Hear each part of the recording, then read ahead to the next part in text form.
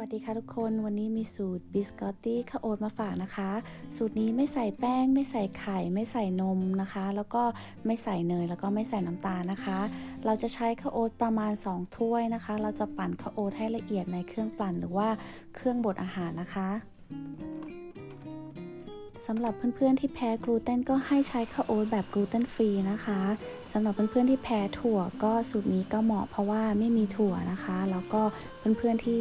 ไม่ทานไข่แพ้ไข่ก็ทานสูตรนี้ได้เช่นกันค่ะหลังจากข้าวโอ๊ตปั่นเรียบร้อยแล้วเราก็จะใส่เมล็ดแฟลกซ์ปั่นลงไปประมาณ1/3ถ้วยตวงค่ะหลังจากนั้นเราก็จะใส่ผงฟูลงไปประมาณ2ช้อนชาจากนั้นก็จะตามด้วยเกลือชมพูนะคะประมาณ1/4ช้อนชาแล้วก็จะใส่ผงอบเชยค่ะประมาณ1ช้อนชา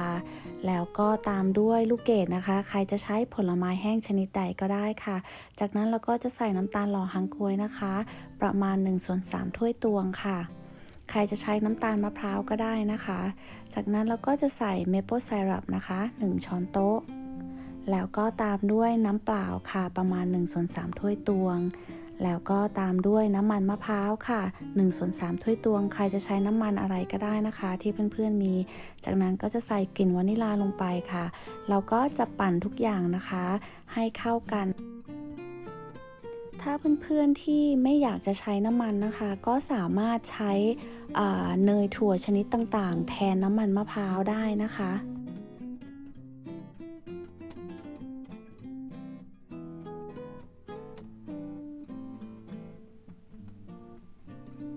ส่วนผสมก็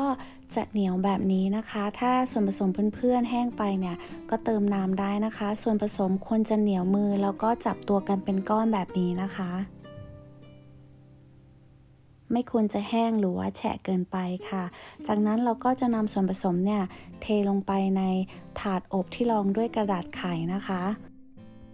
ถ้าเพื่อนๆปรับเปลี่ยนส่วนผสมอะไรเนี่ยก็ได้นะคะ แต่ว่าให้ texture ออกมาเหนียวแบบนี้แบบในวิดีโอก็ถือว่าใช้ได้นะคะ สามารถทาน้ำเปล่าบนมือได้นะคะ ถ้าส่วนผสมติดมือนะคะ เราจะแบ่งส่วนผสมนะคะเป็น2ส่วนเท่าๆกันค่ะ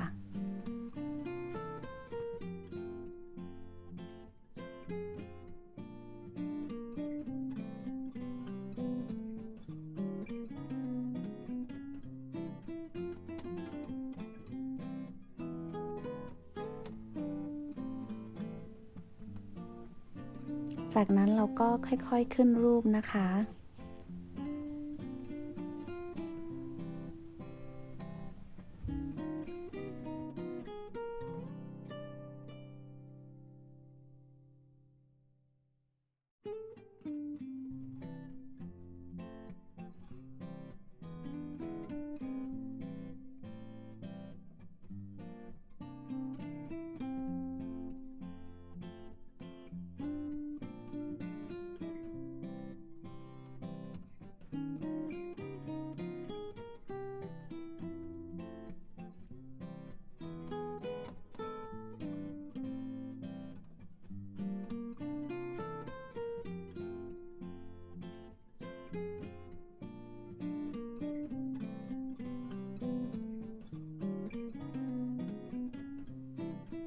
หลังจากขึ้นรูปนะคะได้ความกว้างความยาวแบบที่เราต้องการแล้วเราก็จะนำเข้าเตาอบค่ะ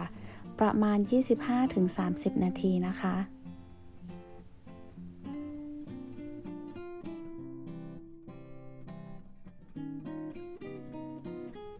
หลังจากอบเสร็จแล้วนะคะเราก็จะพักเขาให้เย็นประมาณ1-2ชั่วโมงนะคะหลังจากที่ขนมเย็นเรียบร้อยแล้วเนี่ยเราก็จะตัดขนมนะคะแล้วเราก็จะอบเขาอีก1รอบค่ะ หลังจากขนมเย็นแล้วนะคะเราก็จะมาตัดขนมนะคะสไลด์เฉียงๆแบบนี้นะคะตอนตัดขนมเนี่ยสำคัญมากเลยนะคะเพราะว่าตัวขนมเนี่ยเขาจะมีความร่วนเล็กน้อยนะคะเพราะฉะนั้นก็ใช้มีดที่คมนะคะแล้วเวลาตัดก็ตัดอย่างระมัดระวังนะคะตัวขนมเขาจะได้ไม่แตกออกจากกันนะคะ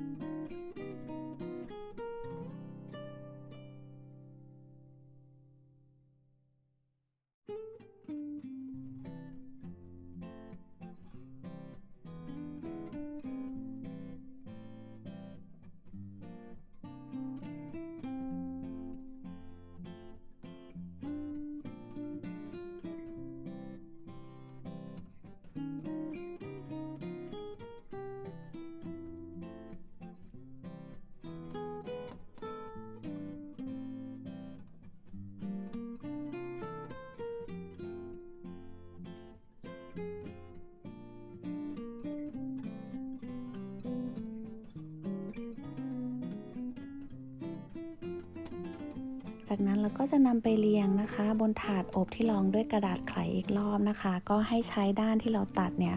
คว่ำหน้าลงนะคะเราจะทำการอบขนมนะคะอีกรอบนะคะรอบนี้นะคะเราจะใช้ไฟนะคะไฟต่ำหน่อยก็ประมาณ300ฟาเรนไฮต์นะคะเราก็จะอบเป็นเวลาทั้งหมดอีก20นาทีนะคะขนมของเราก็อบเสร็จเรียบร้อยแล้วนะคะรอบที่2รอบนี้ก็จะมีความกรอบมากขึ้นนะคะให้เพื่อนๆพักขนมให้เย็นสนิทเลยนะคะขนมสูตรนี้สามารถเก็บใส่กล่องปิดฝาได้ประมาณ1อาทิตย์นะคะสูตรนี้หวานกำลังพอดีค่ะอร่อยนะคะแล้วก็ความกรอบนี้ก็กรอบพอดีเลยนะคะ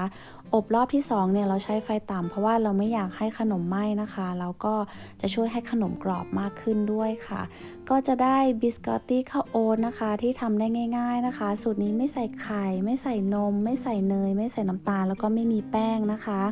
ส่วนน้ำมันเนี่ยเพื่อนๆจะใช้น้ำมันรำข้าวน้ำมันอะไรก็ได้นะคะที่เพื่อนๆมีเนาะแต่ก็ให้เน้นที่ใช้น้ำมันที่ดีต่อสุขภาพนะคะก็หวังว่าทุกคนคงจะชอบนะคะแล้วเจอกันใหม่คลิปหน้านะคะขอให้ทุกคนมีวันที่ดีสวัสดีค่ะ